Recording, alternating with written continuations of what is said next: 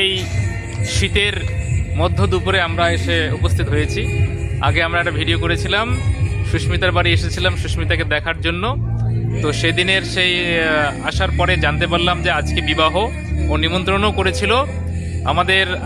সেই উপলক্ষে আজকে আসা এই বিবাহের দিনে, যদিও নিমন্ত্রণ ছিল রাত্রিবেলা, কিন্তু রাত্রিবেলা আমরা বিভিন্ন জায়গা থেকে আসি, এই কারণে শীতের সন্ধ্যাবেলা একটু অসুবিধা হবে, সেই কারণে ওদের অসুবিধা করে হলেও আমরা আজকে কিন্তু দুপুরবেলা আসলাম দেখা করার জন্য।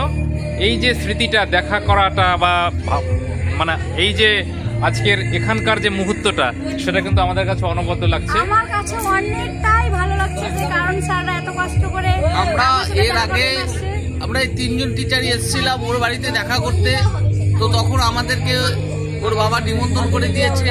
পরবর্তীতে জানতে পারলাম আমাদের বিদ্যালয়কে সকলকে এই নিমন্ত্রণে আসার জন্য অনুরোধ করছেন। খুব ভালো লাগলো, পরিবেশও ভালো লাগছে, এবং একটা এত সুন্দরভাবে ওর যে সাজ, সত্যি সরস্বতী তার সাথে তুলনা করা যেতে পারে।